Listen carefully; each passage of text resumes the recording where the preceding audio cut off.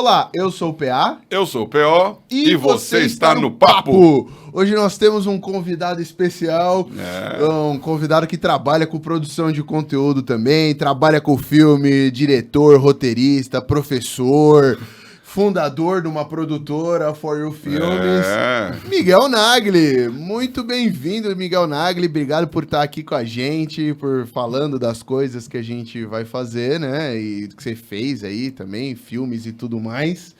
E como toda boa conversa, eu sempre começo com o meu lado interesseiro, pedindo um presente. Não, só acrescentar aqui que temos também esse lado empreendedor, né? Que é o lado de ter um negócio, uma empresa com valores, princípios cristãos, mas que está empreendendo no reino, né? Então o Miguel participa do Tela, está junto com a gente, está entendendo esse momento aí de levantar uma geração que não apenas queira consumir produtos e ser usuário de YouTube, mas está do outro lado da tela também, né? Sim, sim. Obrigado pelo convite. Vai ser um prazer aqui bater um papo com vocês. Exato. E o presente que eu trouxe aqui para vocês. Opa, vamos ver. Metanoia. Aí, ganhamos um DVD do filme de sucesso. A gente vai falar sobre esse DVD aqui, hein? O grande produto aí. O case, vamos falar. Mas já está em formato de DVD, quer dizer, né? Esse aí é o vintage, né? É pra ficar bonito no nosso cenário, gente. Porque, pô, eu não ia trazer um pendrive com filme e deixar o pendrive ali, esse né? é o drama, né? Você fala, EP, vamos colocar de música, aí bota de filme.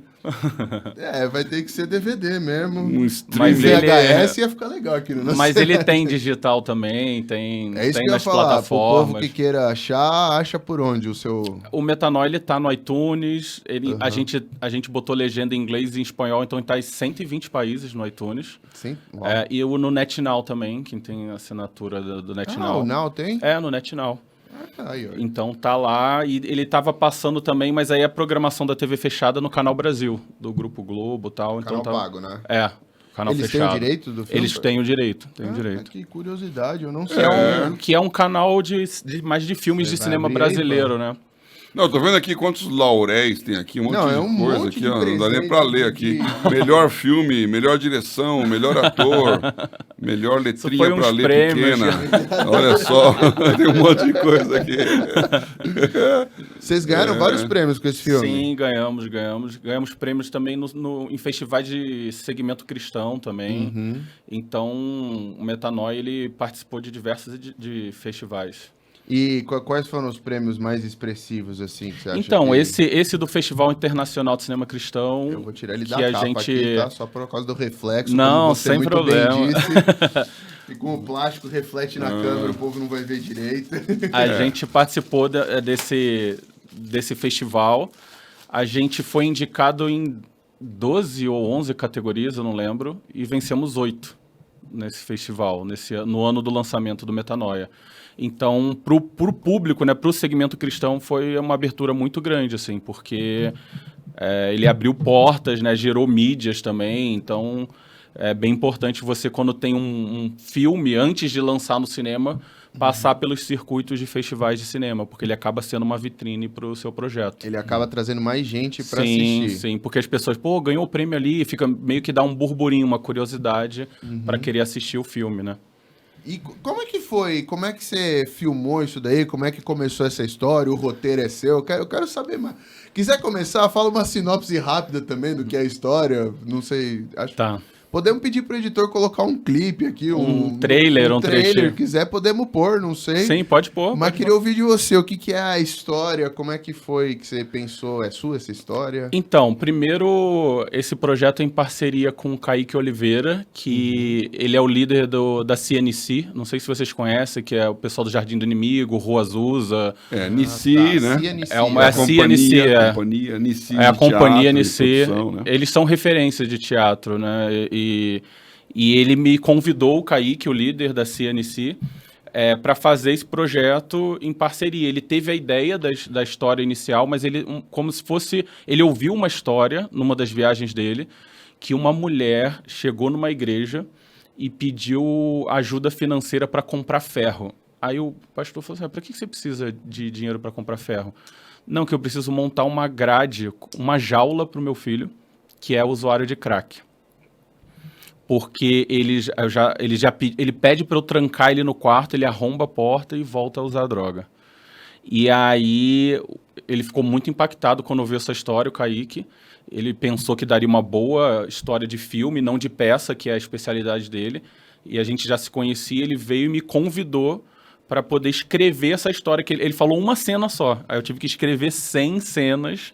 Né, Você foi o roteirista? Eu fui roteirista, mas junto com ele. Eu botei mais a mão na massa por ter a técnica do roteiro para cinema. Como né? escrever um roteiro como escrever um roteiro que a narrativa de teatro e cinema é diferente, né?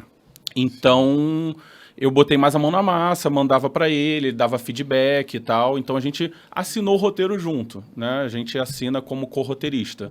Então, nasceu aí a ideia do projeto. E aí a gente criou o personagem que é o Eduardo, que é um jovem da periferia de São Paulo, que ele se envolve com algumas amizades, aí chega a se envolver com as drogas e vai morar na Cracolândia de São Paulo. Então ele chega meio que ao fundo do poço e ele tem uma mãe que tem fé, né, para resgatar o filho das drogas. Então o filme é toda essa narrativa de buscar, né, metanoia, né, a transformação de mente desse protagonista. Tem até a frase ali embaixo do metanoia, né? Mães de joelho, Mães de joelho, já ouvi bastante essa frase. Sim. Essa frase do Movimento das Déboras, né? Sim, é das Déboras. A gente pegou emprestado esse subtítulo aí. E a Cracolândia hoje está na moda total, né? O assunto continua em evidência, já mudou de lugar, já tem invasão da polícia aqui em São Paulo. Recentemente teve outra. Um problema que não se resolve, né? É verdade.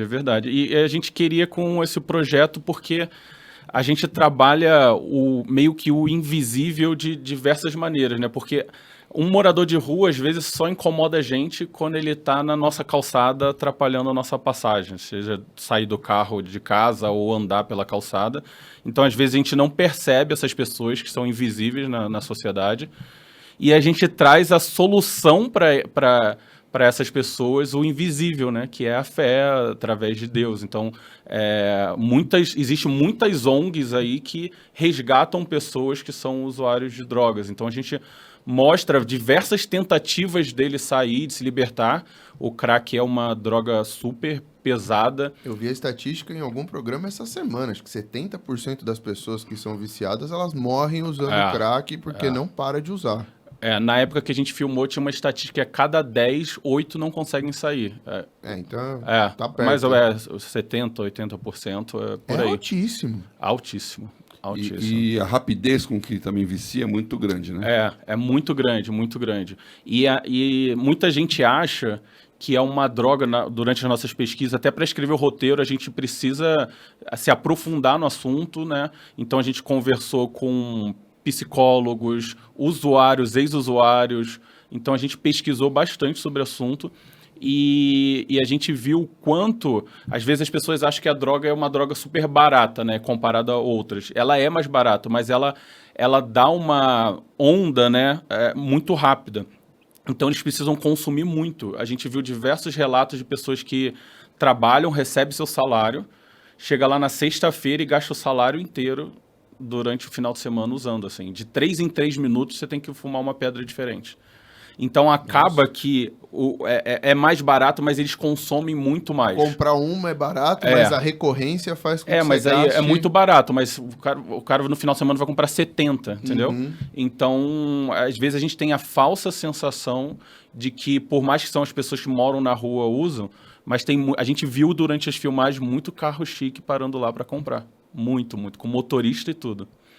Então, e inclusive eles misturam às vezes com maconha, que é o famoso, eles chamam de mesclado, né? Então, é uma droga que não está só à margem da sociedade, né? Tem pessoas que usam que são de outra classe social também. Só que aí não dá pra ver tanto porque elas não ficam lá elas não moram lá. Não ficam numa situação de rua. Sim. Tem um apoio familiar pra ela conseguir não cair numa situação de total desgraça. Sim. E vocês tiveram que ir lá na Cracolândia filmar? Sim. Vocês gravaram, Tom? E como é que é pra fazer pra gravar um negócio na Cracolândia? Então, é um desafio. É um desafio porque... A gente ouviu histórias, por exemplo, quando a Globo e a Record vai fazer reportagem lá, eles tacam pedra. né? Tipo, na câmera, eles não gostam de ser filmados, né? Na verdade, a gente não foi lá para filmar eles, essa é a diferença, né? A gente usou o ambiente, que é a rua principal ali, que é a Helvétia, que era antigamente a rua ali, né? Onde ficava a maioria das pessoas, onde de espalhar pela cidade. E a gente tomou um cuidado de conversar com diversos setores da sociedade. Por exemplo, a Cristolândia, que é um projeto da Igreja Batista na Cracolândia, que é um projeto muito forte. Eles têm um respeito muito grande lá dentro. A gente conversou com líderes assim da comunidade também. A gente avisou a polícia que ia filmar, então a gente conseguiu autorizações do tráfico para poder filmar lá. Então, a gente não chegou para falar com eles, mas algumas pessoas da comunidade avisaram eles, entendeu? A gente não negociou nada com eles, mas a gente teve... Eles foram comunicados que a gente não queria denunciar algo e sim ajudar as pessoas que queriam sair daquele problema. Então, eu acredito que a gente teve essa abertura e a gente chegou com um caminhão de equipamento. A gente descia trilho, refletor, aí tinha, além da câmera principal, tem a câmera do making off, tem a câmera que está fotografando também no set e tal. Então, a gente tinha muito equipamento. A gente não teve... né? A gente tinha muito equipamento que poderia ser um furto, alguma coisa acontecer ali, a gente não teve um problema, assim, não teve. Porque a gente conseguiu, o irmão de um dos traficantes lá se converteu um tempo, né, antes da filmagem. E aí a gente soube que ele chegou a conversar também para falar assim, não, é um projeto, tipo assim, como se fosse um projeto que o meu irmão tá apoiando, entendeu? Então a gente teve uma abertura... Tinha como se fosse um padrinho ali para deixar vocês operarem de maneira segura. E você, assim, você precisa saber chegar nos lugares também, né? Não adianta você... Porque, por mais seja a rua ali, algo público, mas é a casa deles, eles moram na calçada. E eles ficam ali, eles ficam ali. Território deles, e ninguém gostaria que... Imagina, você tá acordando, na sua sala tem uma pessoa com uma câmera, entende? Então você tem que saber chegar, você tem que saber dialogar, entendeu? Então teve até um caso muito curioso numa cena que a gente estava fazendo Metanoia, que tem um termo lá na Cracolândia que fala que é a procissão da Cracolândia, que era o quê? Eles estão, imagina, tem 100 pessoas numa esquina usando droga ali, né? Eles estão em grupo. Quando chega um carro de polícia, eles levantam e vão andando para outro quarteirão. Parece uma procissão, sabe? E vão no quarteirão da frente e param e continuam. É assim a relação meio que da polícia, dos agentes de saúde e tal. E aí a gente estava filmando a cena aqui com atores, figurantes e tal, e simplesmente começou a virar a esquina assim, ó. 1, 2, 10, 15... 40 pessoas vindo andando assim. E aí a cena. Praticamente cruzando a cena. Na mesma hora a gente cortou, a gente não deixou gravando, cortou. Eles pararam onde a câmera estava apontada. E a gente, né, precisa de autorização de imagem, essas coisas, a gente não ia gravar escondido. E aí simplesmente a gente parou, respeitou aquele momento ali. E aí a gente ficou observando aquela cena real. A gente queria reproduzir coisas parecidas, né? Ficou observando, estudando também. E a gente, assim, com os equipamentos... A equipe aqui, com rádio, essas coisas, né? Câmera, mas desligado. Parecia que eles nem estavam vendo a gente. Sério mesmo. E aí, eu falei, caramba, como é que a gente vai filmar agora? Aí chegou uma mulher, saiu de lá de dentro e falou assim, vocês estão querendo filmar aqui, né? Eu falei, sim, a gente tá querendo filmar, sim. Aí ela simplesmente falou assim, pessoal, a equipe tá querendo filmar. Aí as 100 pessoas levantaram e continuaram a andar. E saíram da cena. Super civilizados. Assim mesmo, assim mesmo. Parece surreal que eu tô falando que isso aconteceu, mas isso aconteceu. Muito louco pensar nisso. Muito louco. A dinâmica do que acontece ali deve ter várias coisas às vezes no caos, parece caos, existe uma organização, né? Eu não estou defendendo ou apoiando, na verdade, eu acho que essas pessoas precisam de libertação, precisam, né, se curar desse vício, mas assim, existe uma organização ali e eles respeitavam alguma ordem para simplesmente não mexer com ninguém da equipe. Não mexer com ninguém da equipe. E foi tudo tranquilo do começo ao fim. Vocês tiveram que fazer muitas cenas lá? Olha, umas 8 a 10 diárias de filmagem na Cracolândia. E tudo correu tranquilo? Tudo tranquilo. Teve algum usuário que além dessa mulher, por exemplo, mas alguém que interagiu, quis participar do filme, alguma coisa curiosa assim que aconteceu? Doidão entrou na cena atuando. Dois momentos. Um eu vou falar antes da filmagem. O primeiro momento, a gente tem um termo que se chama tech scout, que nada mais é do que a visita técnica. A gente tem que visitar os lugares antes de filmar. Então, para a gente saber como que é o espaço... Conhecia como VT, conhecer. E aí a gente faz essa visita. É porque cinema não usa muito externa na rua e tal, né? Não é um estúdio somente para a gente montar o cenário. Então, a gente precisa visitar o lugar. Pô, essa rua aqui serve para aquela cena, para cena 20, para cena 30? E a gente vai numa equipe reduzida para viabilizar o lugar, para depois chegar com a equipe grande, os equipamentos, caminhão de equipamento e tal. E aí a gente estava em meia dúzia de pessoas olhando o espaço, com uma câmera simplesinha, só para registrar. E eu estava olhando uma fachada, pensando numa cena, e aí parou um morador de rua atrás de mim. Aí a gente olhou, ele, tudo bom? Eu falei, tudo bem. Aí ele virou e falou assim, não desiste da gente não. Interessante. Aí a gente ficou em silêncio, aí ele falou, o trabalho que vocês vão fazer aqui é muito importante. E foi embora. Assim. Aleatório. Aleatório. Aí a gente ficou, tipo, ligado nisso, né? E na filmagem, na primeira diária da Cracolândia, a gente fez pesquisa. Por exemplo, o Crack, a equipe de arte, né? O departamento de arte que cuida de objetos de cena e tal, eles fizeram pesquisas para como simular o crack. Eles tentaram com tipo, doce de amendoim, porque ele é meio marrom, né? Tentou pegar aqueles doces de amendoim e tal. Eles chegaram a um sabonete artesanal que parecia mais. Então ficou visualmente muito parecido. Então eles fazem as pesquisas das coisas para ver como é que vai ficar em cena.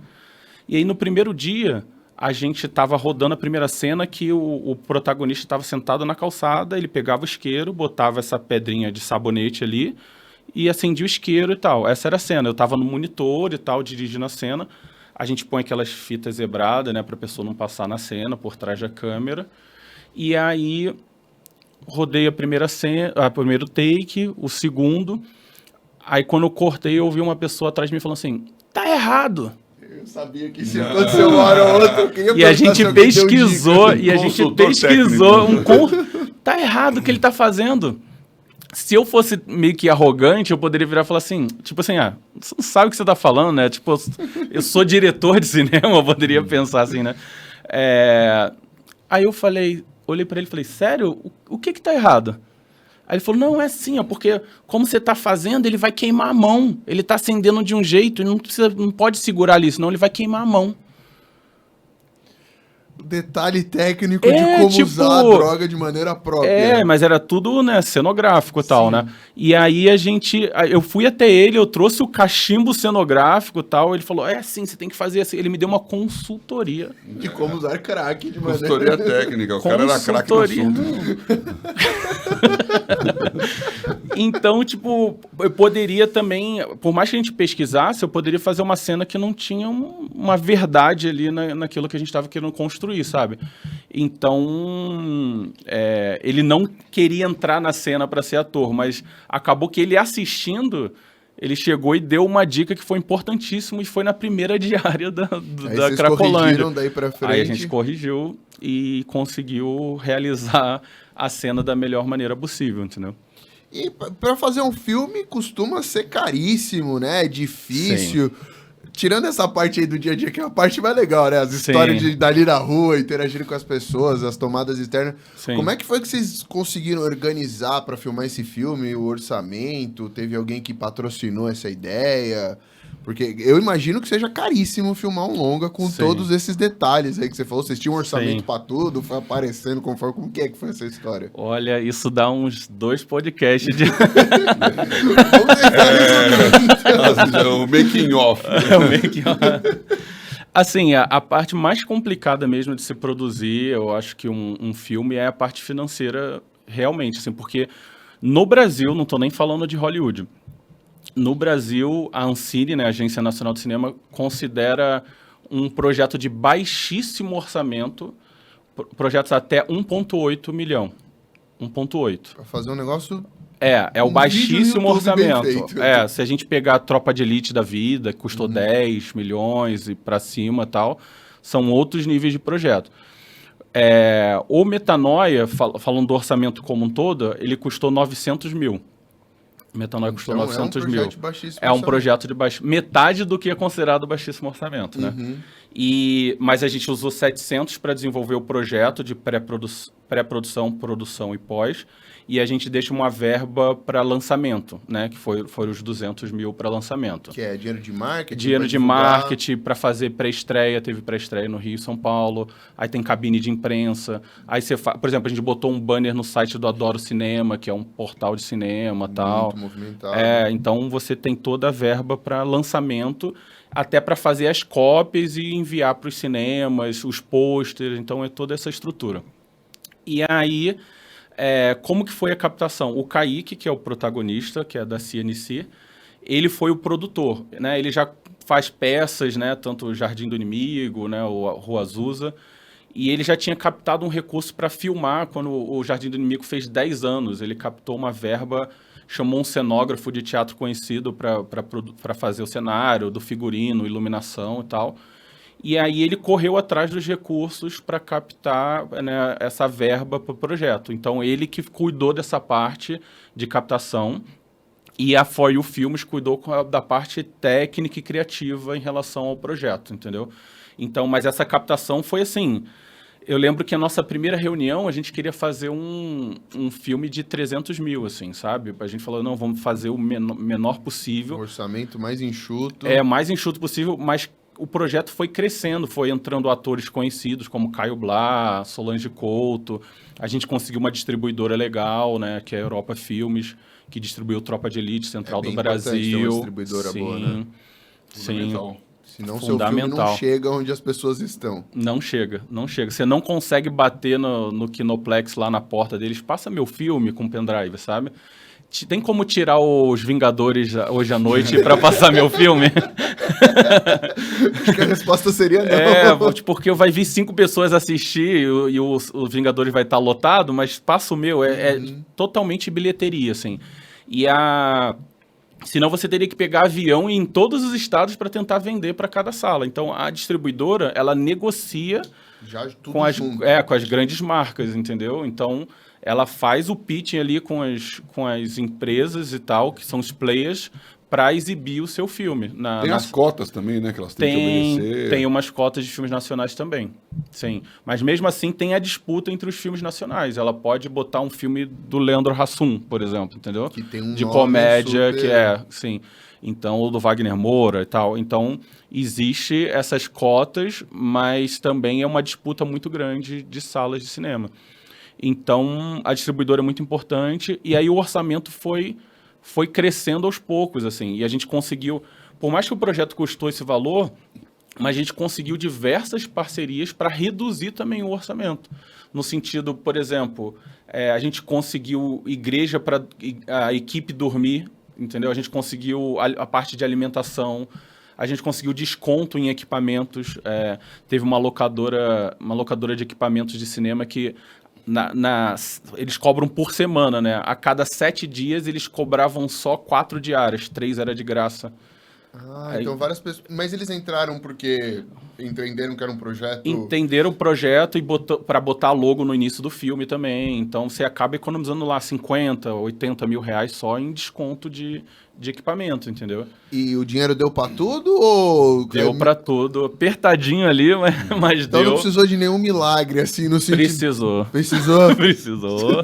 Então, agora eu quero saber, agora eu tô curioso, então. Tem um milagre que volta e meia eu falo, que eu me lembro, assim, em palestras que eu dou. A gente precisava... Por exemplo, Metanoia, se você vê os créditos, tem mais de 300 figurantes, contando todas as cenas. Tem uma cena na Cracolândia que a gente tem mais de 100 figurantes, que foram voluntários de ministérios de igrejas de São Paulo. A gente comunicou nas redes sociais e o pessoal foi para participar. Só que qual a dificuldade de você fazer uma cena desse tamanho? Você pode até pedir para alguém levar uma roupa sua para participar da cena, ou teria que comprar esses figurinos. Só que era uma cena na Cracolândia. Como que a gente pede pra pessoa? Traz uma roupa que a gente vai rasgar e sujar a sua roupa. E passar no chão. Se você vê o making off, tem a equipe de maquiagem tá esfregando lama na roupa, tá cortando com tesoura, porque é um figurino que a gente precisava passar a estética da realidade, real. Que acontece ali. Então a gente, caramba, como que a gente vai comprar todos esses figurinos, né? Tipo, 300 figurinos que passaram pelo Metanoia, para rasgar essa roupa e simplesmente depois jogar fora. Então, isso era uma dificuldade no orçamento também. E aí, eu lembro que a gente estava fazendo uma cena na Zona Sul de São Paulo, tal, não era nem na Cracolândia, que é o local onde o personagem morava. E aí, a gente conheceu uma senhorinha que cedeu a casa dela, tal, e aí a gente estava fazendo as cenas, ela falou com alguém da equipe, deixa eu perguntar para vocês, eu tenho umas sacolas de roupas aqui, vocês precisam para alguma coisa, para alguma cena? O que a gente pensou? Uma bolsinha, vai ajudar, tipo assim, né? meia dúzia de roupa, alguma coisa. Ela abriu um cômodo da casa dela, tinha uns 15 daqueles sacos de lixo enorme de roupa. Lotado de roupa. Lotado de roupa. Ela falou, são essas roupas aqui. Aí quando a gente olhou, a equipe de arte de figurino, uns dias antes, estava orando pela provisão de Deus para conseguir esse figurino. Tava pedindo, assim, tipo, o produtor executivo, a gente não vai conseguir essa verba durante a filmagem. Como é que a gente vai comprar todas essas roupas e tal? Simplesmente Deus enviou as roupas, todas as roupas. E aí a gente olhou assim, eu lembro da menina do figurino começar a chorar quando vê os sacos, assim.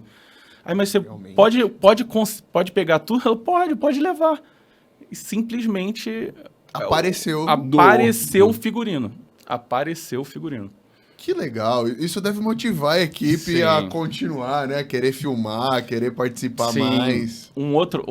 Fala mais pode um. Pode contar. Conta o pessoal gosta. Os milagres são bem legais de saber. Durante a filmagem, São Paulo chove muito, né? E do nada. Você abre o aplicativo, tem 8% de chance de chuva. Você sai na rua, tem 92%. Do nada. E diversos dias choveram mesmo. A gente parou de filmar e tal, depois volta. Teve um dia que a gente estava fazendo uma cena que era a terceira vez que a gente estava refazendo por causa de chuva. E aí a gente viu o céu ficando preto e tal. Aí a gente falou, caramba, vai chover de novo. Aí a gente estava fazendo a cena. Aí a gente usa aqueles radinhos de comunicação, né? Que tem em evento. Aí a pessoa, um produtor que estava no outro quarteirão resolvendo alguma coisa, foi comprar um lanche na esquina para alguém, falou no rádio assim, pessoal, guarda tudo, tá chovendo muito. Aí a gente, como assim? Aí a gente olhou para cima assim, tinha uma bola azul em cima da gente durante a filmagem. Em cima de onde vocês estavam gravando? Em cima da gente, no horizonte. Não era tipo assim, aqui tava escuro e para cá tava azul. Tinha uma bola azul em cima da gente. A gente rodou a cena, terminou de rodar a cena, quando pegou a câmera, colocou na van, começou a chover. Ali onde vocês estavam? Ao redor tava tudo chovendo? Ao redor, no quarteirão ao lado tava chovendo. Cara, esse é um milagre grande. E aí a gente lembrou... Alguém doou roupa, mas esse não choveu em vocês. Sério. Quando a gente terminou de fazer, começou a chover. A gente lembrou até de, né, Deus já parou o sol, né? Já parou o sol, eu tava com alguma coisa assim. O que é um círculo de azul em cima da gente, né? Cara, que impressionante isso. Sim. Então, eu imagino que esses pequenos milagres aí vai motivando a equipe, vai fazendo todo mundo... Tinha equipe de intercessão para acontecer esses milagres? Tinha, em algumas situações do lado espiritual do filme. Tinha. Tem sempre gente orando. A gente sempre ora também no início das filmagens também. Então, isso pra gente é fundamental. Vocês trazem alguma coisa desse lado de igreja pra dentro do set ou vocês tentam manter o mais profissional possível sem misturar as coisas? O que acontece? O mercado de cinema profissional, digamos, secular, entre aspas, né? Em algumas situações ele é meio meio duro, assim, meio tóxico, sabe? No sentido da hierarquia ali do set. Tem o diretor, aí vem os assistentes, aí tem o diretor de fotografia e seus assistentes, tem toda aquela hierarquia. De quem realmente manda e quem obedece. E acontece muito no mercado de quem está na parte superior meio que diminuir as pessoas que estão abaixo, né? Isso acontece muito. Então, é muito estresse e lida com muito dinheiro também, então tem grande responsabilidade. E a gente tenta, da melhor maneira possível, trazer isso para o set de tratar as pessoas com respeito. É lógico que existe quem é o chefe do departamento ali, quem está liderando e criando, mas a gente traz uma atmosfera diferente. E aí a gente já ouviu no nosso set, 90% da equipe são pessoas que são evangélicas, cristãs. Né, de diferentes denominações, batista... Só um parênteses aí, você procura pessoas que são cristãs para trabalhar com você ou acaba acontecendo... Acaba acontecendo e acaba sendo o primeiro público para a gente alcançar antes do filme sair, que são as pessoas que estão ali no set. Então a gente tem testemunhos de pessoas que se converteram porque filmaram com a gente. Ah, que legal. Muito legal. Testemunho que é o nosso conversão, trabalho. É o melhor, né? Que o cara vê o teu testemunho e resolve. E aí a gente já ouviu palavras como assim no set. Nossa, o set de vocês tem uma energia diferente. Essa palavra é bem comum no meio da arte. Uma energia, né? Legal. É a maneira como a pessoa entende. E aí, a gente até brinca assim, fala, né? É comum no mercado a gente fala, olha... A gente se inspira aqui em outras coisas, a gente não usa nada para se inspirar, a gente se inspira em Deus para fazer os nossos projetos. Então, é muito legal ver que as pessoas conseguem perceber que o nosso set tem essa energia diferente que, na verdade, a gente está tentando passar no dia a dia ali o testemunho. Acontece estresse no set, um refletor dá problema, né? Mas você coisas tem normais coisas do dia a dia. normais do dia a dia. Mas não é por causa disso que você vai ofender uma pessoa, tratar mal a pessoa na frente de todo mundo, né? Então, a gente traz esse testemunho para o nosso set, que é o primeiro alvo ali evangelístico mesmo no set, com os profissionais que não são cristãos que estão filmando com a gente. Entendi. E aí você teve esse feedback das pessoas repararem que tinha uma energia diferente. Que tinha uma energia diferente. E vocês oram no começo para gravar? Sim. Alguém já reclamou? Já aconteceu algum problema assim? Não, às vezes, a gente sempre fala para a pessoa ficar à vontade ali, né? A gente não vai obrigar, né? A pessoa, não, você tem que orar. Já aconteceu na primeira diária da gente, não, a gente vai orar aqui antes de começar, e uma pessoa sair. Tudo bem, mas tipo... mas assim, faltar com respeito ou algo do tipo não acontece, não.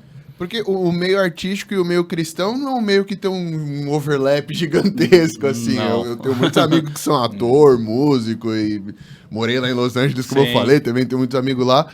Não tem muita similaridade de valores, assim, entre os dois ambientes. Como é que você faz para lidar com isso? Então, é um pouco complicado, mas a gente se preocupa também, por mais que seja o primeiro alvo, de quem a gente está trazendo para o nosso set também. Porque que acontece? Como o Metanol é o nosso projeto mais conhecido, tal, mas a For You Filmes vai fazer em agosto agora 13 anos. Então a gente já... É bastante tempo. E a gente já fez vários curtas-metragens que ganharam o prêmio fora também, e videoclipes para cantores do gospel conhecidos, né? E a gente acabou se tornando um pouco referência nessa área de cinema. E a gente já deu muito treinamento também nessa área de cinema em igrejas, eventos, já foi para a Argentina dar treinamento também. Então a gente recebe muitas mensagens de pessoas assim, olha, trabalho na produtora tal, sou cristão e sou editor. Como eu posso contribuir com vocês? Eu fiz cenografia no longa da Elis Regina e eu sou evangélico da igreja Bola de Neve e tal, e me sinto um peixe fora d'água, faço cinema, mas me sinto um peixe fora d'água aqui. Eu imagino. E quero trabalhar com vocês. Tem gente que chega até a gente tem tantos profissionais capacitados no Brasil que já estão no mercado, mas eles são a minoria. E aí o que acontece? Por ser cristão, eles são a minoria, né? No sentido de tem 1 ou 2 evangélicos numa equipe que tem 70 pessoas, às vezes. E no nosso set é o contrário. Quando tem 40 pessoas, 38 são cristãos e 2 não são. E aí essa atmosfera do set muda completamente. Então, esse momento, essa energia, essa atmosfera, acaba refletindo na equipe como um todo, entende? Então, a gente acaba sendo luz na vida deles, assim. Então, a gente procura muito isso. A gente não chega ao ponto de ser fechado, não, você não é evangélico, não pode filmar com a gente. É até um jeito de trazer a pessoa pra conhecer, né? Tinha uma menina que já filmou com a gente, ela era do Candomblé, no Metanoia, filmou com a gente. E largou o Candomblé. Então, assim, é lógico que a gente tem experiência de pessoas que continuaram com a vida dela e tal. São escolha das pessoas também. Mas a gente tenta influenciar positivamente essas pessoas. Essa é uma coisa que eu queria saber, porque existe esse lado da produção, do entretenimento, existe, obviamente, a sustentabilidade do negócio, tem que estar ganhando mais do que está gastando. Sim. Mas qual que é a vocação, né? For You é uma produtora de filmes com conteúdo cristão, ou qualquer conteúdo, é uma profissão, você está desenvolvendo lá, é uma missão, então tem lá um propósito que o resto veste o propósito. Como é que você enxerga isso? Porque, na verdade, como você acabou de dizer, contar a história lá da Cracolândia, por exemplo, né, que a gente deu como exemplo aqui, ela é uma coisa midiática, né? As pessoas querem... Sim. Quem vai lá não está pensando na pessoa, está pensando em audiência. Sim. Né? Ela quer saber de causar... Fazer um filme de sucesso. O reportagem, o documentário, ou televisão. Está lá para uma agenda que não é lá, né? Você está lá numa agenda que também tem a ver, como a própria pessoa falou, não desiste da gente, não. Qual que é o propósito com que a For You começou? Para que ela existe? Eu vou emendar uma pergunta na dele, então. Ele perguntou qual que é o propósito que a For You começou. Se você quiser contar como ela começou e o porquê do nome também, são duas curiosidades que eu tinha. Já emenda tudo na resposta. Vou começar por aí, que acho que a narrativa fica melhor. O nome já está falando. Então, o que acontece? Eu me formei em cinema, né? Eu comecei a trabalhar na área e eu não via muitos conteúdos que o público cristão pudesse consumir. Eu ainda não vejo. É muito escasso e não só o público cristão fazer para dentro somente, mas também algo que tem uma mensagem relevante para fazer para fora também. E uma qualidade, né? Isso é importante. Eu vejo muitas pessoas esbarrando nessa questão da qualidade. Eles querem montar um conteúdo para fora, mas aí você vai competir com a qualidade de quem tá aí fora. Isso é fundamental, porque igual eu brinquei aqui, o filme ia competir com o da Marvel que estava na sala ao lado.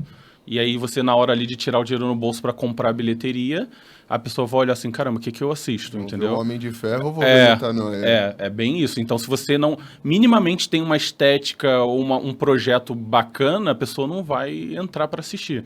Mas a For You nasceu com uma missão, há 13 anos atrás, eu, Luan e Douglas, que são meus outros dois amigos, nós montamos essa produtora com a missão de levar a mensagem das boas novas através da sétima arte, independente do produto no sentido de ser um longa-metragem, um curta, um videoclipe, um documentário, um projeto infantil em audiovisual, né? Então a gente nasceu com esse propósito. É lógico que a gente também é um negócio como empresa, mas a gente não nasceu no sentido...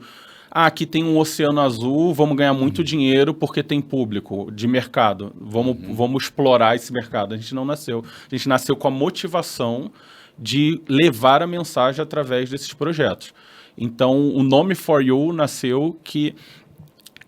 primeiro que a gente botou um nome internacional também, né? Foi um direcionamento, porque a gente tem grandes sonhos, mas o significado dele, ele tem um duplo sentido de For You, pode ser para a pessoa que está assistindo, mas o propósito do que a gente está fazendo é para ele, para ele é lá em cima, né? É para Deus. Então o For You não é para você, é para ele. É para ele, é para ele. Tá vendo? É bom explicar. É para ele. Explicar o nome mesmo. Então, a gente não faz projetos. Eu como profissional, um outro projeto, faço um institucional para uma empresa e tal, mas o selo da For You Filmes, ele só produz projetos que têm um conteúdo... Uma cosmovisão cristã. A cosmovisão cristã. Né? Então, mesmo que seja, em alguns momentos, a gente entendendo, assim como a gente faz um evangelismo no domingo à noite ou na praça, que são estratégias diferentes, às vezes, para alcançar pessoas, o meu projeto pode ser um pouco mais expositivo, com a cosmovisão cristã, um pouquinho menos, falando sobre esperança, falando sobre família e tal. Mas todos os nossos projetos, ele quer passar uma mensagem que leve reflexão, transformação para a vida do espectador que está ali assistindo o projeto. Nesse caso aqui, não sei se são todos os casos, mas, por exemplo, nesse caso, você botou o nome do filme de Metanoia, que beleza, a pessoa talvez até possa relacionar com uma coisa cristã. O slogan embaixo, com certeza, muito mais cristão. Sim. Mas na For You, vocês procuram dar ou vocês tentam descolar essa imagem do cristão para ser um produto que funcione para todo mundo? Então, foi o que eu falei, depende do projeto mesmo. Porque a gente já fez curta-metragem ou tipo de projeto que tenha tipo, uma embalagem mais cristã. Porque às vezes se a gente for fazer para fora, fazer muito evangeliquez, a pessoa não vai entender também, sabe? Sim. Então, depende do projeto. A gente entende, não, esse público aqui, a gente está fazendo esse projeto para fora. Então, a gente prepara esse projeto para ser uma estratégia para fora. Se for um projeto, Deus direcionou para a gente fazer um projeto para tratar algo na igreja através de uma história, uma narrativa, a gente cria o projeto. E aí vai ficar com uma estética e linguajar, tudo muito mais crentez. Sim. Então, a gente depende muito do projeto que a gente está trabalhando mesmo, entendeu? Para saber como é que você vai direcionar essa parte. Meio que o público-alvo mesmo influencia no projeto também. E você falou que tem 13 anos de história. 13 anos você deve ter produzido muita coisa. Conta aí, o que você já produziu além do case? Já passou, né? Muita coisa. A gente começou, quando a For You Filmes nasceu, a gente começou assim meio que amigos se juntando, pegando equipamento emprestado e tal, para fazer um curta-metragem. Você já trabalhava com isso antes? Já trabalhava. Você já vinha do mercado... Sim, e eu já tinha passado eu me formei na Academia Internacional de Cinema e trabalhei na O2, filmei com o Fernando Meirelles. Né? O2 é a maior produtora da América Latina. É uma produtora enorme, assim, reconhecida internacionalmente. E você fazia filmes para eles? Não, eu tava na equipe lá como casting, então eu ajudava os assistentes de direção e tal, mas foi uma experiência incrível trabalhar com grandes projetos lá. Passei 1 ano e pouco lá e vi projetos muito grandes e comecei a sonhar com projetos também, foi uma etapa muito importante para a minha vida, assim. E aí... Aí a gente nasceu, assim, com projetos bem pequenos, estava ali no início do YouTube, bem no início. 12 anos atrás. O YouTube nem tinha ainda Full HD. Você não conseguia colocar vídeo em Full HD no YouTube. E a gente fez um curta-metragem que se chama Não Me Deixe Deixar, que foi o nosso primeiro curta-metragem da For You Filmes. E a gente botou ali no YouTube e as pessoas começaram a assistir, né, comentar, tipo assim, nossa, o elogio principal que a gente recebe de pessoas que, né, não são da área, assim, nossa, parece filme. E aí virou... Eu achei que ia ser para um trabalho cristão, tá ótimo. Mais ou menos isso. Porque, e a gente considerou isso entre a gente, virou até uma piada, assim, uma brincadeira, como um elogio, porque a pessoa assiste, pô, olha isso aqui que eu fiz. Né, pessoa, às vezes tu pode trabalhar, eu trabalho com filmagem, já você filma casamento, você filma evento? Não, faço filme, né? E aí eu mostro a pessoa, nossa, parece filme. Aí a gente vê isso no comentário, nossa, muito legal, parece filme, né? Tipo, a pessoa tá elogiando, né, com uma qualidade e tal. Sim, reparou numa qualidade. Então como a gente veio do cinema como formação e algumas pessoas do mercado também, acho que teve uma estética diferente, tanto na narrativa, na parte estética, de fotografia e tal.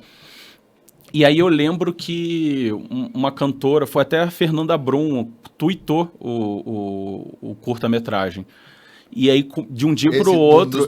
Esse primeiro. E começou um montão de gente assistir, comentar o curta-metragem e tal. E a gente viu, caramba, o que tá acontecendo? Assim, tipo, as pessoas estão assistindo. Você viralizou lá o famoso viralizou, lá na época que tudo era mata. Então, porque às vezes as pessoas veem o Metanoia, acho que foi tipo assim, chegou um milionário, botou o dinheiro e eu fiz o meu primeiro filme. Não, a gente... Hoje, não na For You, mas eu já produzi mais de 80 curtas-metragens. Mais de 80? Mais de 80 curtas-metragens. Uau! O que é a definição de curta, é longa, como é que é? Então, curta-metragem, isso no Brasil, às vezes muda, nos Estados Unidos é diferente. Mas a Ancine, Agência Nacional de Cinema, ela fala que até 15 minutos é curta-metragem. Tá? Então pode ser... Porque ela fala até... Você pode fazer um curta de 1 minuto. Existe festival de cinema, tipo o Festival do Minuto. 1 Minute Film. 1 Minute Film. Então, é até 15. E aí, de 15 a 45, média-metragem. E de 45... Existe média? Não é tão comum, mas existe. Eu nunca tinha ouvido ninguém falar isso. Eu produzi um média-metragem. Mas o que acontece? É mais comum para... Eu curti muito um média-metragem. Mas é muito comum para documentário. Para ficção não acontece muito. Ou é curto ou é longa. Documentário tem uns 45 minutos, que é um episódio de TV ali, digamos assim. Sim. E longa-metragem acima de 45. Então, no Brasil. Mas você já pega o regulamento do Oscar, eles aceitam curta até 25 minutos, porque lá não tem média. Então, vai variar de país para país. Mas, assim, os festivais brasileiros e alguns internacionais aceitam até 15, outros até 20, e o Oscar aceita até 25. Então... Considerando isso como um curta. Considerando isso como um curta. Você produziu mais de 80? Mais de 80. Não só pela For You, Não só pela For You. Na época que eu estudava também. Na época que eu estudava, nos 2 anos da Academia Internacional de Cinema, eu produzi uns 15, por exemplo. Então, em outras funções, eu como editor ou eu como só roteirista, não todos como diretor. Tá, você estava aprendendo, né? Sim, aprendendo. E também depois do Metanoia eu produzi outros curtas também. Pela For You você produziu também? Sim, pela For You. E também a gente produz oficinas com curtas-metragens também. Então a gente ministra uma oficina, por exemplo, a gente ministrou uma oficina na Primeira Igreja Batista de Curitiba. A gente vai lá dar o treinamento de cinema e produz o curta-metragem junto com os alunos, sendo a equipe, entendeu? Então, pela For You, a gente já fez 20 e poucos curtas. E você tem um que é o seu favorito aí, ou o Metanoia é o seu favorito? Qual que é o projeto da For You que você mais gostou até hoje, assim?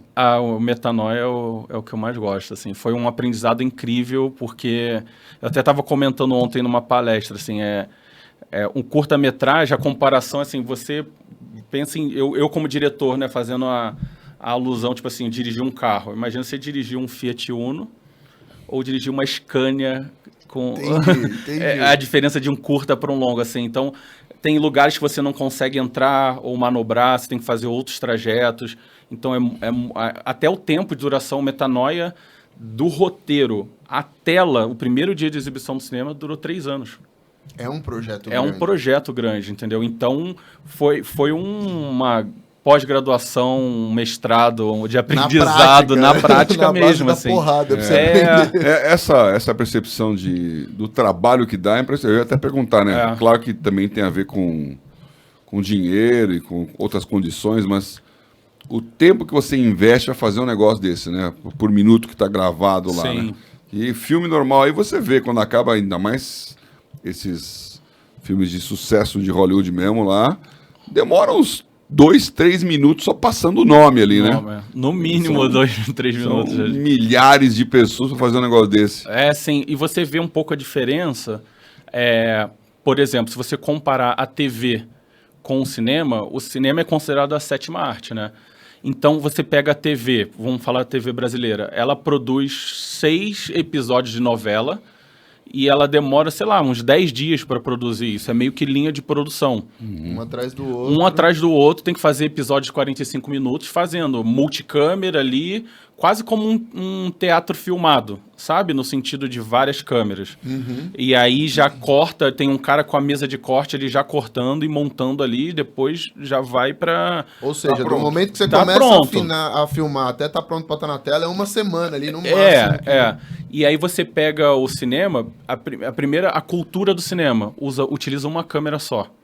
Essa é a cultura do cinema. Às vezes, em cenas de acidentes e tal, tem mais de uma câmera. Mesmo Hollywood com muita grana, geralmente é uma câmera. É uma câmera só? Por quê? Porque é arte ou porque... Porque qual a diferença? Se aqui, por exemplo, nós temos 3 câmeras. 3, isso. Se eu colocar uma câmera do lado de cá, vai aparecer todo o backstage. Então, a novela monta um palco no estúdio, digamos assim. Como se fosse um sitcom americano. Um sitcom, né? Monta as câmeras e o cara ali tá cortando. O cinema, ele pode filmar o 360 daquela locação. eu posso botar a câmera atrás de você, atrás de mim, depois para lá, para cá. Então, a gente vai fazendo plano a plano, trocando. Cada vez que tá a câmera, você faz um take diferente com aquela... E dando atenção para aquele único exclusivo plano esteticamente, a luz, o cenário e tal. E aí depois você corta e junta. E depois você vai e junta. Eu faço uma comparação, se você for pensar na culinária. Um é o fast food, o outro é o restaurante à la carte, mas com um chefe de cozinha. Ou seja, um é o quilo, tem dois pratos prontos lá, você vai só... Mais ou menos isso. É lógico que um outro, no dia a dia, você vai lá, mata a sua fome também. Mata, esse não tô falando qual é melhor ou pior. Não, só é porque é a diferença mesmo. Então, o cinema é considerado arte por causa disso. Ele tem... Isso Hollywood também com muita grana. Você vê aí na agenda dos filmes da Marvel, já tem um filme que vai lançar em 2025. Eles já estão filmando. Após, dura 1 ano do filme da Marvel, mesmo com muita grana.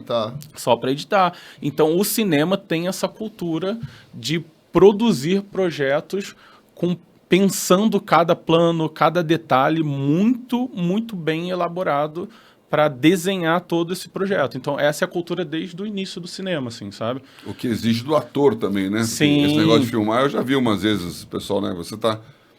Essa coisa que você falou, tô conversando com você na cena. Então, Sim. Quando eu tô falando com você, tem uma câmera aqui atrás filmando você. Sim. Aí, o contrário, tem uma câmera atrás de você me filmando. Então, a conversa ela não é linear, né? Sim. Você tem que filmar um pedaço, outro pedaço. E para não ficar trocando, você aproveita. Então, o ator tem que falar uma linha aqui, outra linha lá, Sim. outra linha lá. Aí tem a cenografia, para o cara estar na mesma posição, no mesmo negócio. E esse negócio que eu fico pegando, de vez em quando você vê lá o cara... É insuportável ver Por filme isso com meu acontece pai, cara. muito erro de continuidade. O cara mudou de posição, Ele vê o cara todos os mudou... erros de continuidade, câmera, toda a lógica. Se não é Aí lógico, ele já começa a reclamar. Vou chamar que ele pro set para ser continuista. Pode, cara, esse olho pra detalhe que ele tem é insuportável. Mas é difícil, a expressão que você tá falando, né? Eu tô falando assim, Sim. Puxa vida, como é que isso pode ter acontecido? Aí você responde, claro, não sei o quê. Só que não foi nessa sequência, né? Então você tem que estar na mesma vibe que eu tô falando. Sim, isso o mesmo ritmo. Difícil de fazer. Por exemplo, já dirigi cena de tá acontecendo um assalto no estabelecimento. Não pode o assaltante tá numa energia fazendo assalto, a gente parou a equipe para almoçar, volta à tarde, ele tá assaltando assim, mais tranquilo, depois entendeu? da feijoada, né? Porque passou durante a filmagem 1, 2 horas, mas no corte do filme passou 2 segundos. De um corte pro outro, então entendeu? Ele tem que entrar com a mesma energia. É a mesma energia. Com o mesmo tudo. E, por exemplo, coisas simples. Aqui uma garrafa de água. Então, a cena tá acontecendo onde o ator bebe água. Aí depois eu vou botar a câmera aí, a garrafa, a água tá aqui, aí depois corta, ela volta aqui pra cima. Entendi. Entendeu? Então tem várias coisas que são detalhes que pode acontecer no filme se você não tiver atenção ou a equipe preparada para isso, entendeu? Isso é um trabalho. É um trabalho muito Eu lembro de uma... Isso é coisa de gente velha mesmo, né? Mas eu lembro de um dos filmes que eu mais dei risada na história, quando eu era criança, que ia no cinema, porque nunca mais... Aliás, eu não vou no cinema, falar bem a verdade. Difícil. Peter Sellers, né? E Um Convidado Bem Trapalhão. Então, é uma comédia dos anos 60, 70, eu nem sei, mas 70, anos 70. E a abertura do filme é uma guerra na Índia, assim, um negócio meio árabe ali e tal. E os caras tem um corneteiro que está lá fazendo o atacar, né? E o pessoal começa a tirar da montanha, tem uma colina, o pessoal no vale, um atirando. E o corneteiro não para de papapá. Aí o pessoal começa a olhar e você não sabe o que é aquilo. Você está vendo uma cena de guerra. Aí, de repente, a turma olha pro corneteiro e começa a atirar nele. Porque ele não para de Tá atrapalhando a guerra, né? Aí os dois exércitos ficam atirando nele. E aí atinge vermelho, sangue, aí ele cai, aí ele levanta com a torreta de novo. Aí cai, levanta. Fica aquele negócio, de repente faz assim, corta! Aí você vê que é uma filmagem. Né? Que maneiro. Aí vem lá o diretor e o corneteiro é o Peter Sellers, que é o ator da Pantera Cor-de-Rosa, para os mais antigos, né? Um grande cômico. E aí, então, ele fala, escuta, onde nós estamos? Estamos na Índia, lá no Punjab, não sei o quê, no ano, não sei, 1800, não sei o quê. Ok.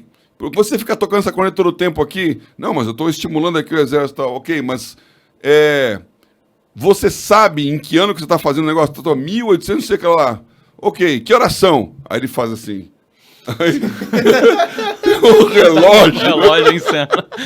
E o cara é na corneta, assim, com o relógio ali aparecendo. E aí o filme continua, porque, né, o que acontece? Esse cara que é um trapalhão total, o diretor fica maluco, porque ele manda ele embora, aí é chanchada mesmo. Ele vai ficar andando e eles vão filmar a explosão de um forte, e ele fica meio tentando amarrar o cadarço, e na hora que o cara vai falar a ação, ele pisa em cima do negocinho da dinamite. Da dinamite e explode toda a cena antes de filmar. Aí ele é mandado embora e o nome dele vai para uma lista de mandado embora, só que o chefão da Hollywood lá em Los Angeles recebe o nome dele e coloca junto da lista da festa da casa dele. Aí ele vai pra festa da casa Aí do ele é chefão. convidado pra festa do chefão, que é uma mansão de Hollywood lá, que abre o chão e a piscina. Aí tem 1000. Caramba. Na época era de morrer de dar risada, né? Mas eu lembrei desse negócio aí que é a brincadeira do você não reparou que tá com o relógio aqui, né? Acontece muito. No YouTube tem vários filmes, Sim. vídeos dos caras falando, ó, erro de continuidade, erro de muito. objetos que não existiam naquela época na cena. Filme de época, roupa. então, é bem mais complicado em relação a isso. Bem Tem complicado. que ter todo o cenário. Eu fico imaginando pra Sim. arranjar aqueles carros daqueles filmes de 1960. Vários carros passando na rua. É tudo uma fortuna uns carros desses hoje em dia. sim. Tudo limpinho, tudo sim. parecendo novo, né? Sim, Agora, e a minha pergunta aqui, para ficar no negócio do cinema ainda, né? Depois a gente caminha lá pro lado mais ministerial da história. Easter egg, Easter egg. né? Você de propósito faz essas coisas de colocar alguma coisa lá, né? O Easter egg, em tradução literal, é ovo de Páscoa, né? Sim. É que É um segredo que vocês colocam lá pra quem é muito fã reparar. Então, tem algumas coisas que a gente já fez. A gente não planeja muito isso, né? Pra conectar algumas coisas, ou ter esses easter eggs. Mas, por exemplo, teve uma situação no Metanoia que tem a cena que ele tá na clínica de dependência química, que ele chega aí e tal, e aí eles estão numa sala assistindo TV. E aí eu lembro, e a gente não planejou isso antes, assim, tava no dia da filmagem, a gente precisava colocar algo na TV, e tem as coisas de direitos autorais também, a gente não pode botar qualquer filme passando. E aí a gente botou na TV o nosso primeiro curta-metragem da For You, passando, e a gente fez uma homenagem no nosso principal projeto, o nosso início. O início do primeiro... Então as pessoas estão ali na sala assistindo um filme e o filme era da For You, entendeu? Ah, entendi. Então quem assistiu e conhece a gente do início, viu que o nosso curta-metragem fez a conexão. Então às vezes a gente brinca assim com essas conexões, sabe? Às vezes atores que repetem de um filme pro outro, a gente fica brincando de construindo a narrativa, igual o Tarantino's Mind, né? Que tem o Tarantino usava vários atores e tal. E dizem até hoje que tem uma sequência, tem uma conexão, que conecta um filme no outro. Mas a gente brinca com isso. A gente brinca com isso, mas não que algo assim que a gente estruture e planeje, mas é mais para Acontece. Por exemplo, a gente tem um curta nosso que se chama A Crônica da Luz na Terra das Sombras. E esse curta é meio que homenagem a C.S. Lewis, né? As histórias de C.S. Lewis. E na cena do diálogo de um senhor e um jovem, quando eles sobem uma escada, a gente imprimiu, botou moldura e fez um quadro do filme do C.S. Lewis, aquela cena que eles entram no quadro.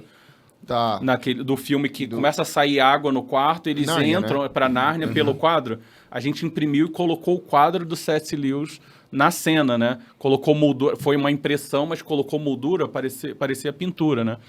E então a gente fez uma homenagem a C.S. Lewis ali dentro do filme também e tal.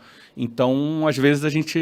Uma coisa ou outra a gente coloca ali também. E qual foi o último projeto que vocês fizeram na For You?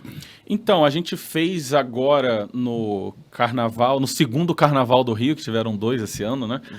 Talvez tenha o terceiro, que eu vi notícia agora que dia 16 e 17 de julho vai ter bloquinho de novo. Então, a gente fez... Foi uma péssima ideia isso, viu? Tiraram um carnaval, vai ser carnaval o ano inteiro. Meu amigo. É verdade. A gente fez agora, nesse carnaval, e um projeto também em novembro do ano passado. Foram 2 curtas-metragens que a gente ganhou 2 editais, que é um concurso, né, que você envia roteiro e tal, o projeto, e a gente ganhou uma verba de 50 mil para fazer um curta e de 100 mil para fazer o outro. Então, a gente está em pós-produção com esses 2 curtas-metragens. E esses projetos também, eles servem como piloto também, por mais que seja um curta-metragem, a gente consegue meio que alavancar ele como piloto, por exemplo, para uma série. Então, essa é a ideia, entendeu?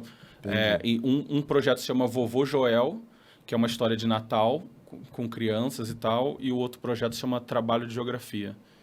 E vai ser lançado quando? Esse ano. A gente tá começando a edição agora, o outro a gente está finalizando e eu acho que em 1-2 meses ele fica pronto. E onde você põe os curtas? Onde o povo consegue achar os teus conteúdos? Eu queria fazer essas 2 perguntas. Primeiro, como é que o pessoal te acha aí, né, para entender, viu, a filmografia, tudo que foi feito? E segunda, quem quer participar disso, né? Quem gosta desse assunto, quer estudar lá, o que você recomenda que a pessoa faça, né? Tá, então, os nossos projetos, você pode procurar a gente nas redes sociais, né? Facebook, Instagram, só escrever 4U Filmes. Mas vocês postam lá? Não, a gente posta, mas os curtas-metragens entram no YouTube, né? Então a gente põe no YouTube, no Vimeo, em algumas plataformas de vídeo, né? Se colocar no YouTube 4U Filmes... Acha. Vai. Filmes sem E, tá? Filmes sem E. Não é em inglês, mas... é tudo em inglês, né? 4U Films. 4U Films. Mas vai estar aqui na tela, gente. Mas o que acontece também, por exemplo, esses que são mais recentes, geralmente a gente deixa alguns meses, até quase 1 ano, para enviar para os festivais de cinema. Então, eles entram primeiro nos circuitos de festivais, porque os festivais pedem ineditismo nos filmes. Então, você não pode estar liberado. Mandar algo que você já lançou. Então, por exemplo, a gente filmou em novembro, o que eu falei, Vovô Joel, tem muita gente que falou, no Natal vocês vão lançar? Aí eu falei, não, no Natal do ano que vem. Porque a gente vai, esse ano, mandar para os festivais e em dezembro desse ano a gente vai lançar, entendeu? Entendi. Então, ele tem um circuito de festivais, depois a gente disponibiliza no YouTube. Mas assim, não tem problema ter passado num festival e depois ir para outro, isso não atrapalha? Não atrapalha, porque acaba que o festival ele é uma exibição local ali, quando é presencial.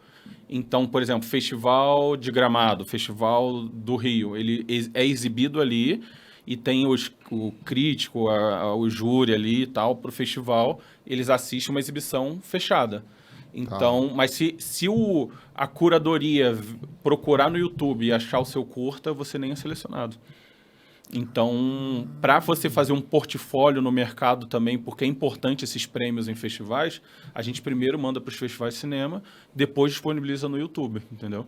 Então, o povo que quiser ver os curtas da For You, entrando lá no YouTube, vai ter... Tem. E o que vem pela frente aí? Tem spoiler do futuro aí para nós? Tem muita coisa. Eu esqueci a segunda pergunta. Deixa eu voltar. Lembrei agora. Que você falou... Como que a pessoa participa. Vamos inverter a ordem. Eu quero entrar nesse assunto de como a pessoa participa e muitas outras perguntas. Então, primeiro, faz o spoiler e aí a gente entra nesse assunto. Os spoilers. A gente tem, hoje, vários projetos em mãos. Assim. Graças a Deus, ele tem mandado muitas ideias. Mas o que eu falei no início, às vezes a gente bate muito em relação ao orçamento, captação de recursos. Mas hoje, os projetos que a gente está mais envolvido é um projeto infantil, que a gente ganhou um edital agora para escrever o roteiro, então a gente está escrevendo esse roteiro.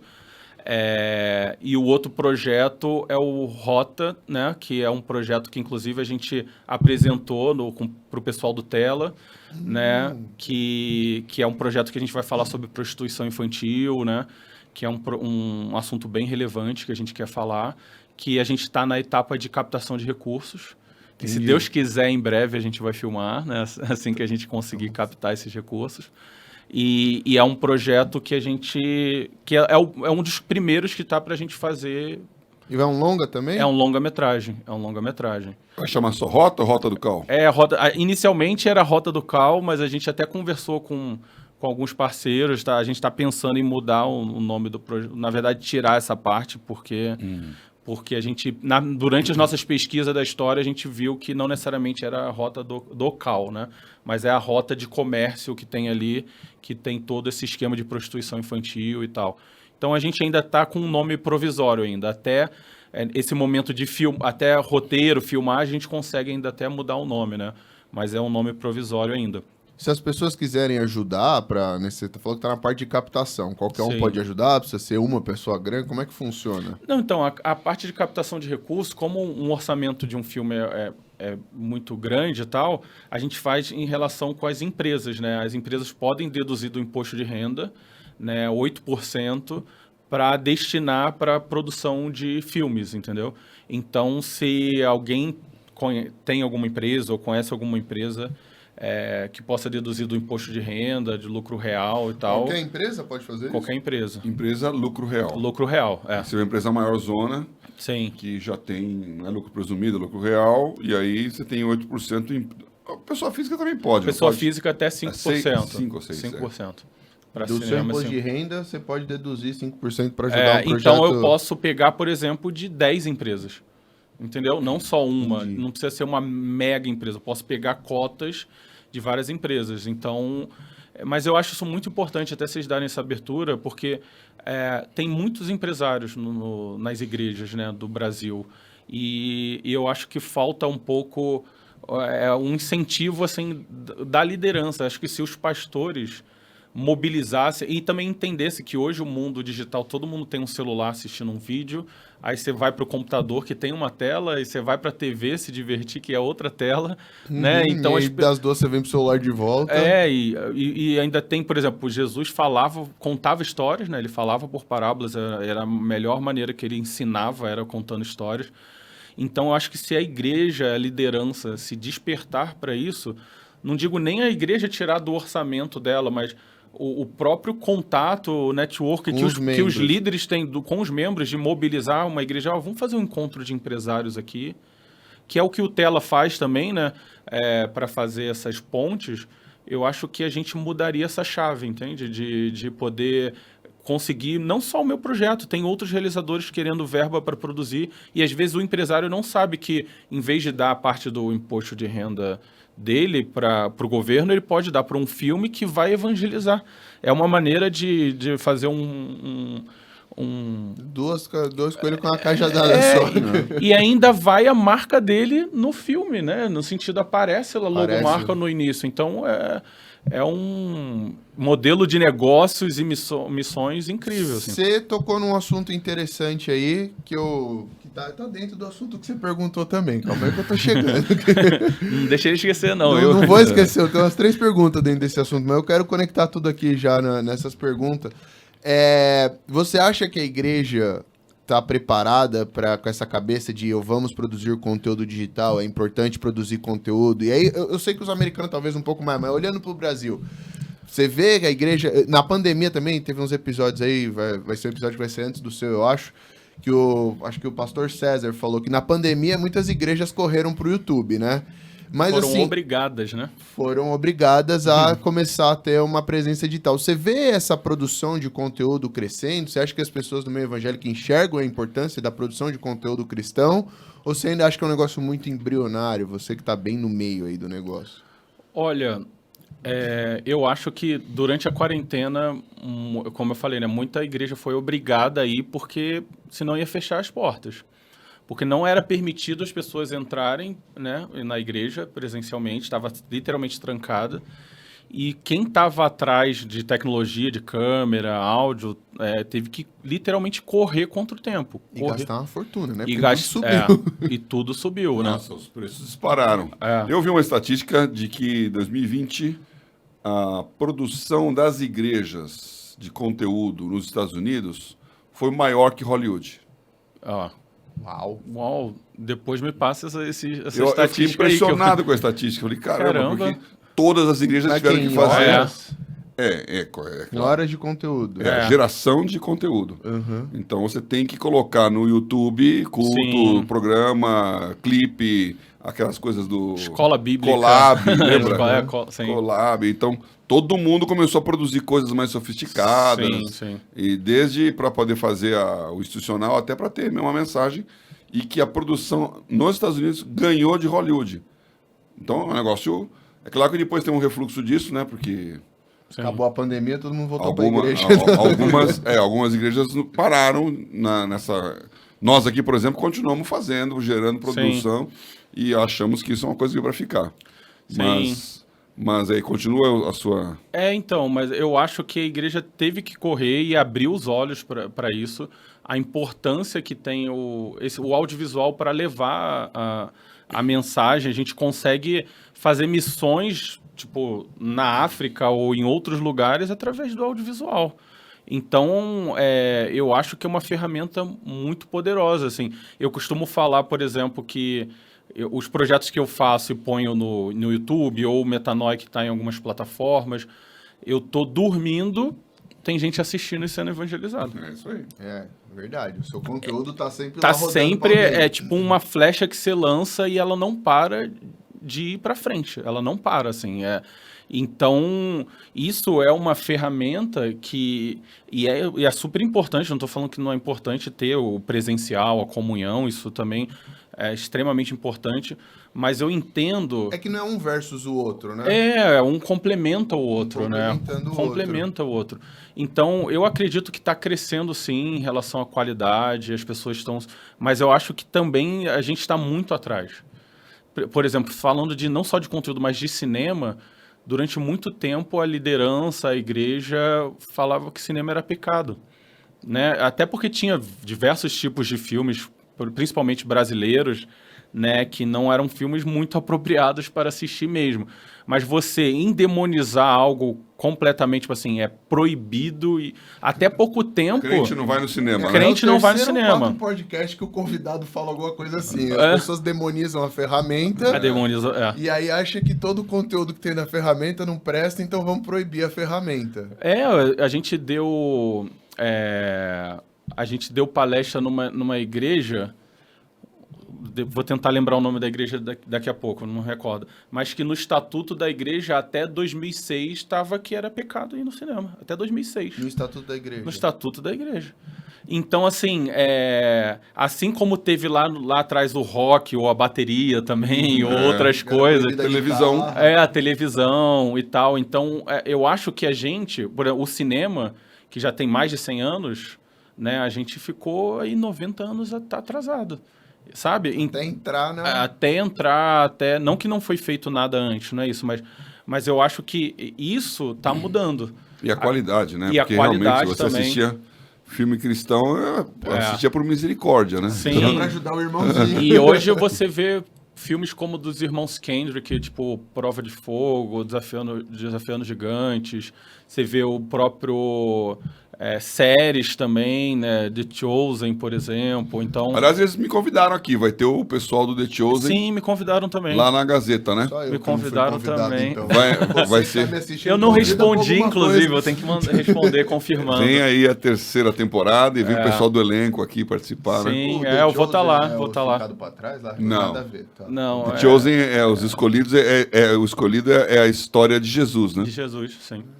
E o legal é que eles fizeram um aplicativo e eles fazem um crowdfunding para manter o... O modelo de negócio do The Chosen é totalmente revolucionário. Foi um fenômeno nos Estados Unidos. No mundo inteiro.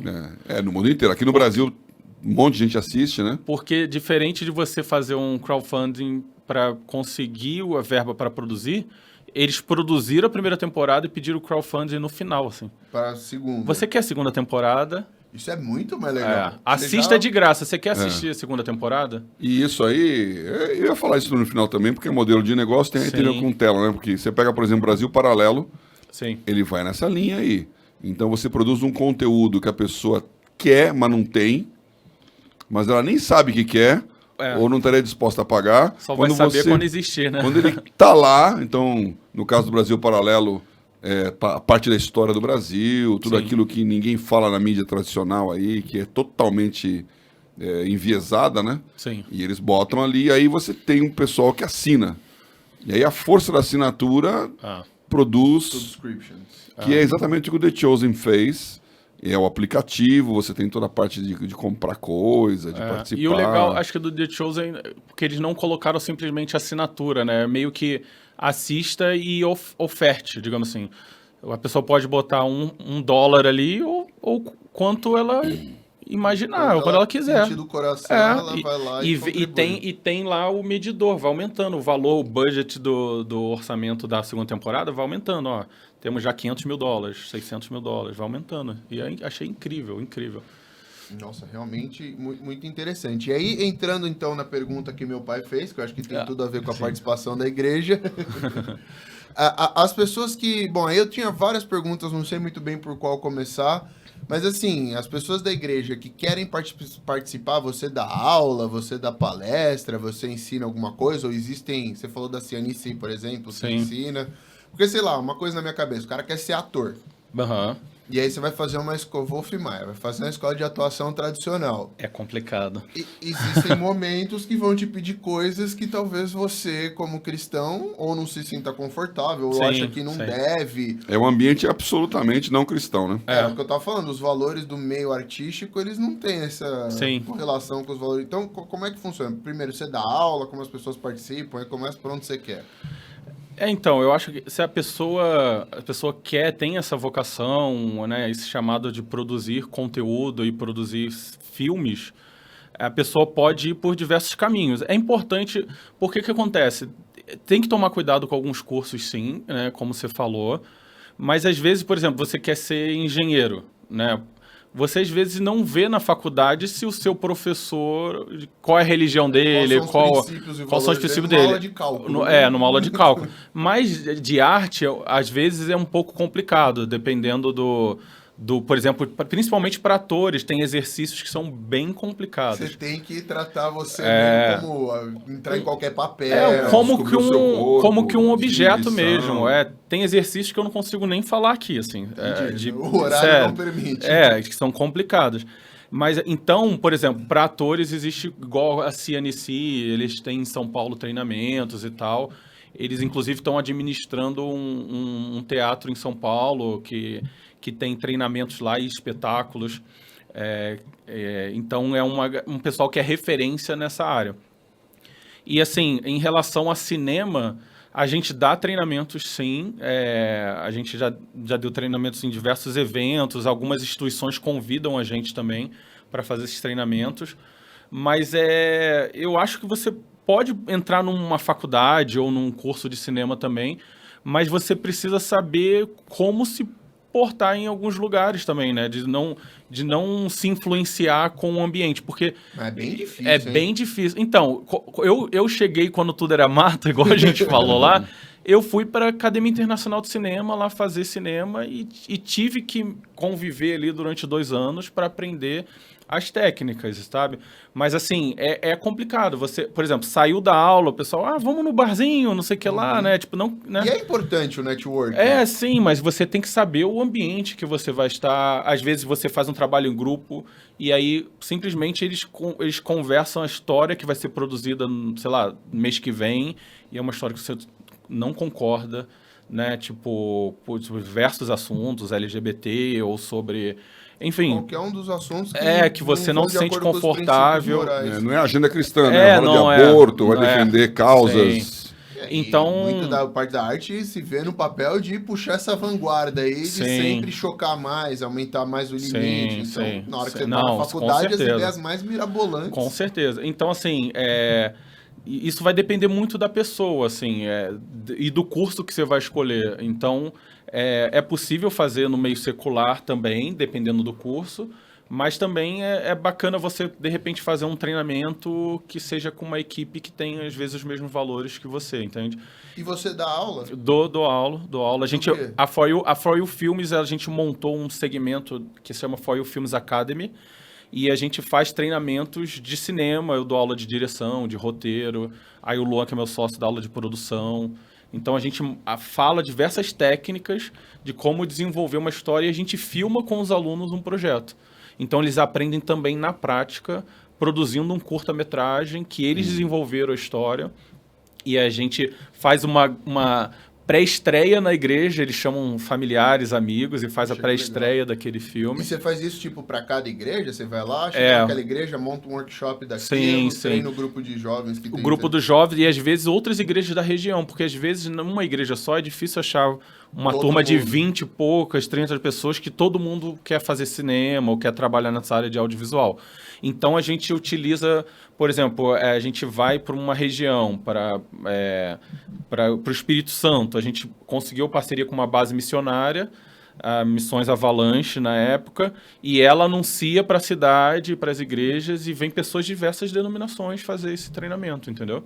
Entendi. Então, e a gente parou esses 2 anos e pouco por causa da pandemia, né? E a gente está desenvolvendo também, já gravou algumas coisas para fazer um treinamento EAD. Também online, de ter algo EAD. O único problema é a parte prática, né? Que é mais complicado. Mas, assim, se a pessoa quer aprender sobre roteiro, dá para fazer online. Roteiro, algumas técnicas... A minha aula que eu fiz na UCLA foi online, de roteiro.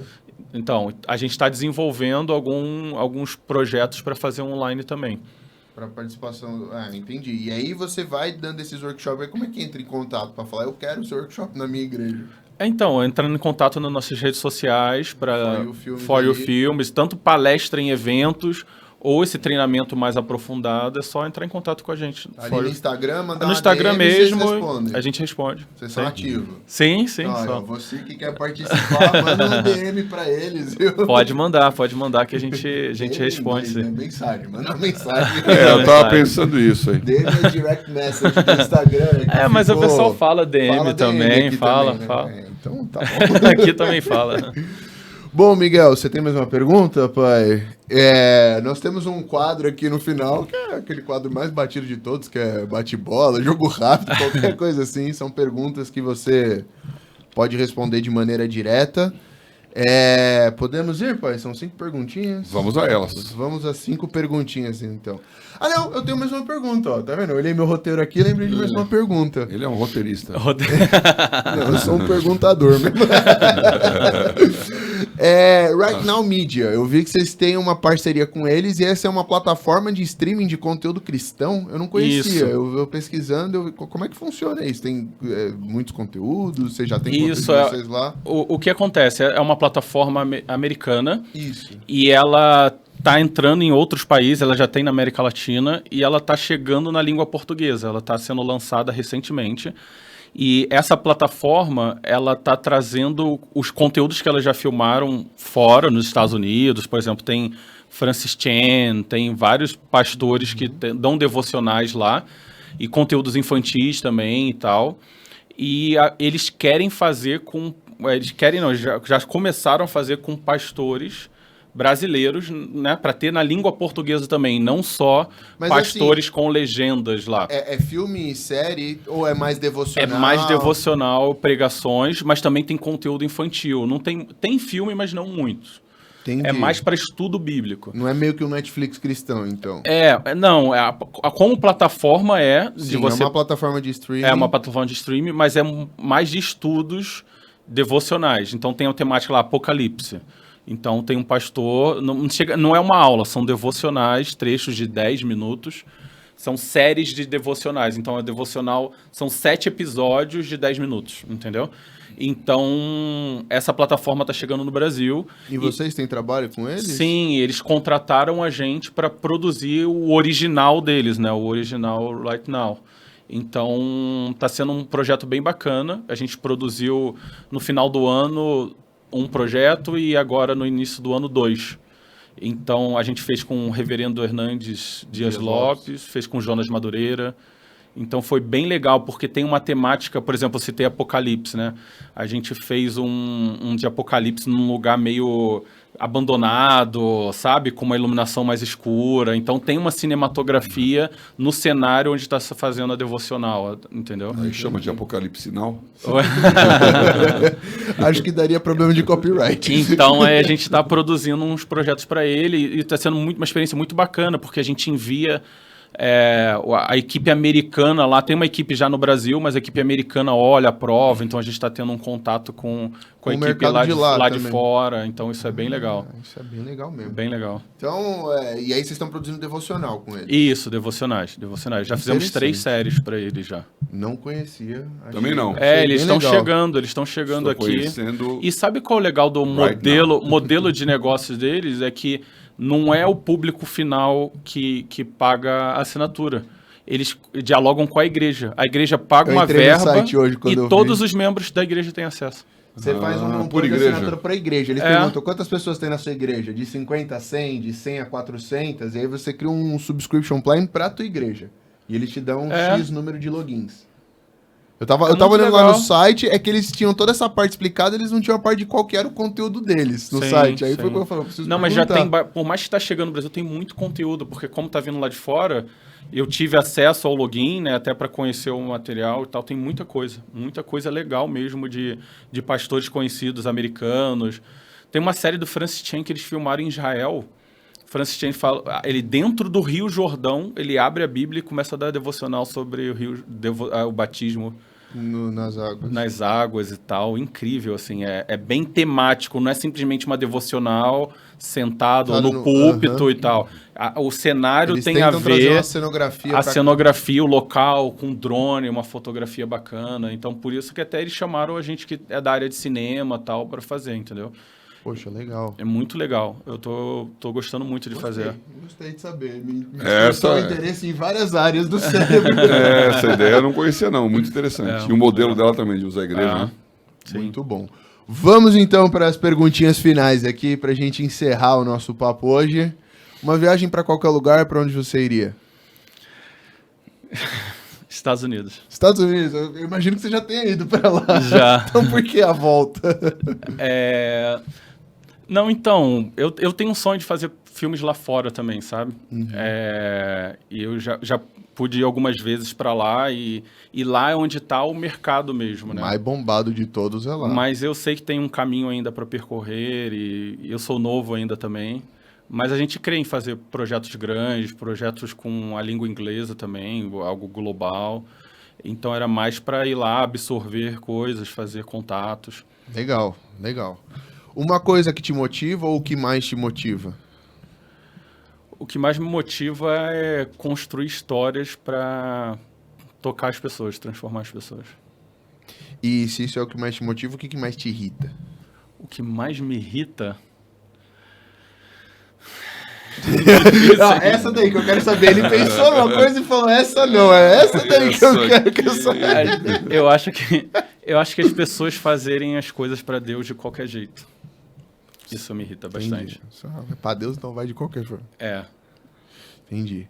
Qual rede social que você mais gosta de usar e tem um porquê? A que eu mais uso é Instagram. Mais que o YouTube? Eu imaginei como produtor de conteúdo ele estaria muito mais... Porque YouTube eu até uso, mas, por exemplo, eu produzi algo e coloquei lá. Eu acho que o Instagram tem, por também ser uma rede social que trabalha muito vídeo e foto, eu acabo utilizando bastante e muito mais para minha área profissional e ministerial, assim, para divulgar meus trabalhos e tal. Ou bastidores, às vezes eu estou em filmagem. Você viu aqui, fiz um storyzinho, daqui a pouco eu vou postar. Então, acabo utilizando bastante essa plataforma. Muito legal. E se essa é a que você mais gosta, tem alguma que você desgosta, que você acha que não presta para nada? Olha, por incrível que pareça, acho que é uma das mais influentes, mas eu tenho... Lá vem. Eu tenho o Twitter. Aí, ó. Eu tenho o Twitter, mas eu... não posto nada lá há anos.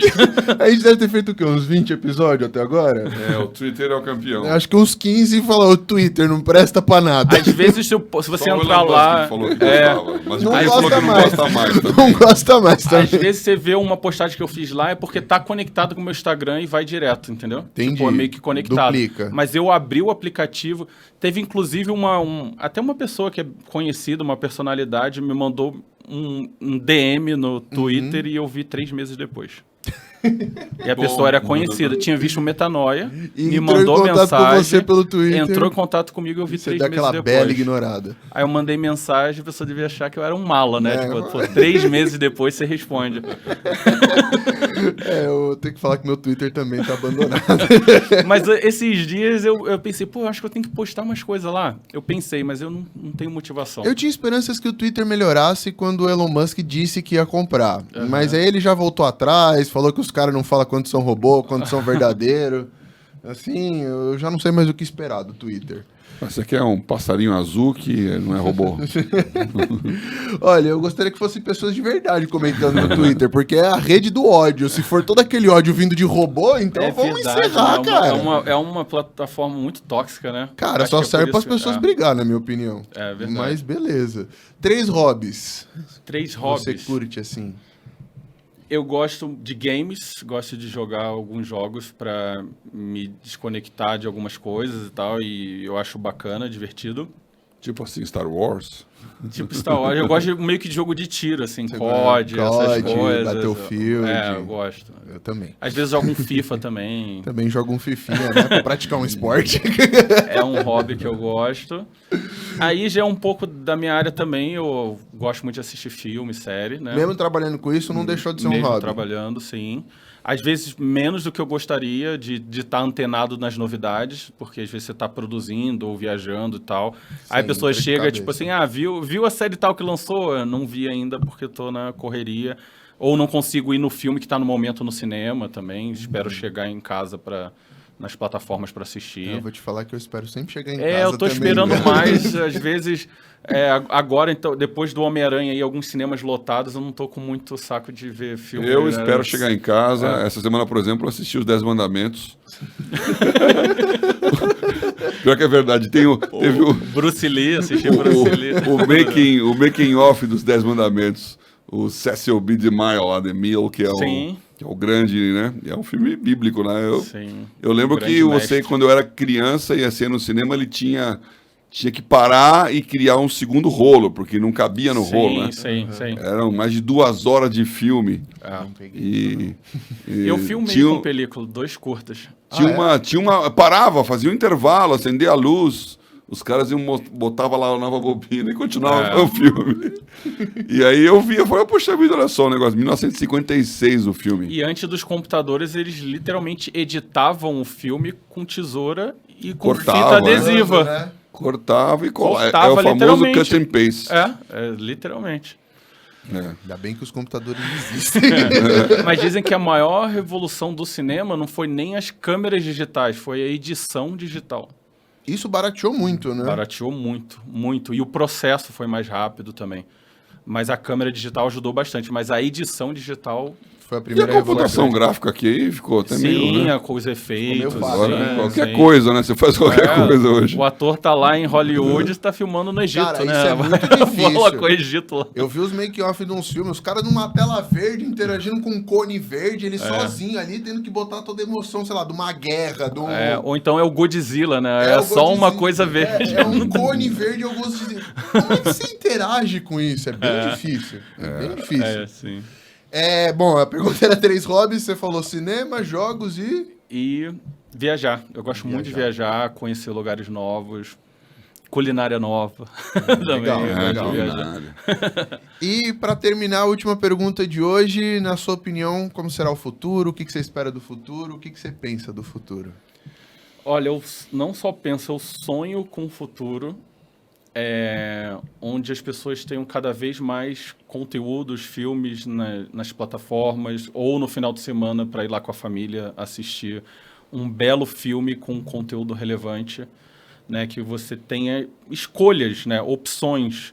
Né? Hollywood lança mais de 500 longas no ano, e por que não a gente pode ter conteúdos que traga uma mensagem edificante, relevante, que traga transformação. Então, esse é meu sonho.